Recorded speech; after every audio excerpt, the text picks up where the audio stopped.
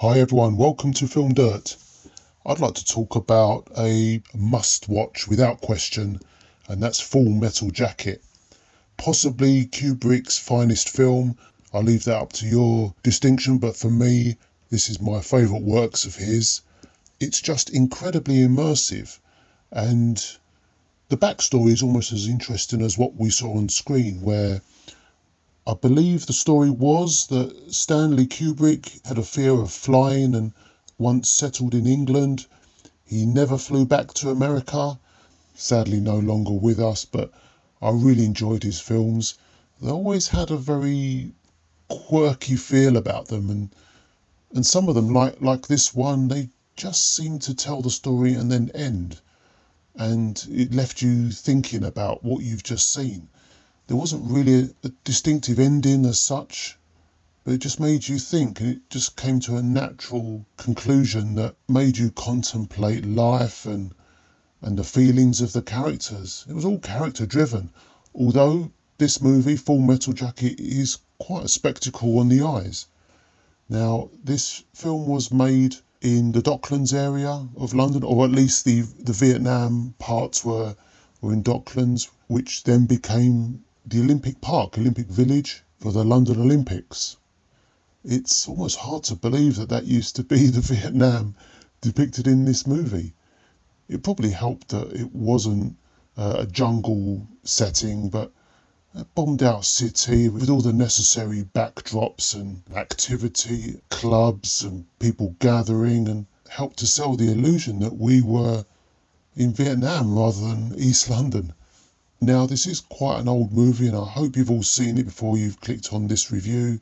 I will be going into spoilers in the second half, but I'd just like to talk about the first half because it's mostly the training camp, and we follow Matthew Modine's character, Private Joker, and Vincent Donofrio's character, who's named Gomer Pyle, which I believe was a character in an old American comedy series that was really mocking this guy. And I remember when I first saw it, I found Lee Ermey's performance absolutely hilarious. And although I remember laughing out my head, and I think we all did, I remember watching it maybe once or twice with the family or with some friends of mine at the time, and we just couldn't believe how funny it was because it was just an avalanche, a constant berating of all these guys and taking the mickey out of their race and appearance, which was a product of his time, and I just found it incredibly funny. But then you realise that this is quite serious, and as a viewer I remember I wasn't laughing anymore, and you realise that this guy is being bullied and he goes a bit too far and takes matters into his own hands, and because maybe when you push even gentle people to the limits of their tolerance, those people lash out and fight back, and it makes you realise how cruel life is. And these guys haven't gone to war yet. Lee Ermey's performance is absolutely fantastic. I think the story goes that he was supposed to be the military advisor, and he was so good in front of camera. Stanley Kubrick suggested that he actually play the part. Fair play to Lee Ermey. He literally was the real deal. You couldn't get any more real than him.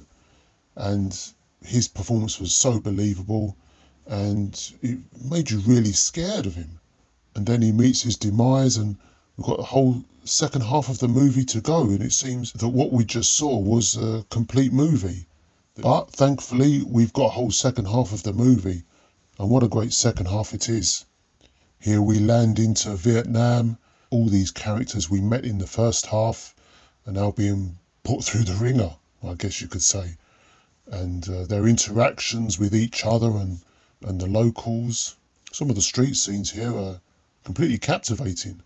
I believe the town depicted is supposed to be Da Nang, and we meet the Da Nang hooker, quite a famous model actress. She was working in a lot of movies at the time. I recall she was in one of the James Bond movies as well, possibly one of Sean Connery's, and she's fantastic here, and she's almost the iconic character from this movie, with the dialogue and "Me love you long time," and we always remember the Da Nang hooker, don't we? And while we're laughing at certain points, Again, we're not laughing anymore when the horrors of war really present themselves. I wouldn't want to be in any war, but it's something that some people had to live through. And if this is just a slight inkling of what real war was, then I wouldn't want to be a part of it. Kubrick had that reputation as being a complete perfectionist, and he took his time. He notoriously took a long time to make his movies, and he did so many takes, 50 takes, maybe 40 takes, and all of his works really is a work of art.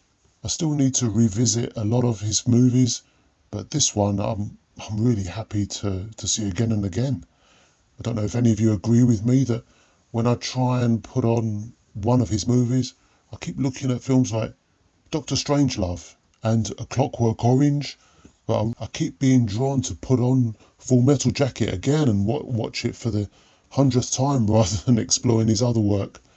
I really should catch up on his other movies. I did review 2001 A Space Odyssey on this channel a little while ago. I thought it was okay. I got the feeling that was more of a Kubrick type movie than this was, maybe. In 2001 is got so much hidden meaning or significant meaning, however you want to look at it, that really slaps you in the face with its messages. And you could interpret that movie however you wanted. But Full Metal Jacket is just a full-on assault on the eyes and the senses. I love this movie. One of my very favourites of all time, and it's definitely a 5-star movie for me. Let me know what you think about this movie in the comments below, and also let me know what you thought when you first saw it. Maybe if you're about my age, I'm in my 40s. I was quite young when I first saw it, and it really made a lasting impression on me, and I'll never stop loving this movie. And like I said earlier, this was made in the Docklands area of East London, and I live fairly near there. I now live in North London, where I've lived since I moved from Scotland as a child. So I occasionally find myself in the Docklands area. And you know what? I can't believe that back in the day there was a full-on Kubrick movie film there. Before all the redevelopments went on for the Olympics, if you do a little bit of research, you'll see that it really was a wasteland and lots of derelict old warehouses that no doubt used to make airplane parts or tank parts during World War II. There's probably a lot of history in that area. But now it's quite gentrified. There's lots of nice pubs and bars and nightlife. And although it's quite busy, take it from me, it's very expensive to move there. Anyway, that's my review for Full Metal Jacket. And before I sign out, let me leave you with a little bit about myself. I also review new movies, and I only give my own opinion. I'm not bound by studio regulations. I don't get free tickets or any of that other bribery. Unlike a lot of other channels, this channel is unsponsored and you only get an honest opinion from me. Thanks again, everyone. It was a pleasure speaking to you, and I'll speak to you again about another classic movie soon. All the best. Take care.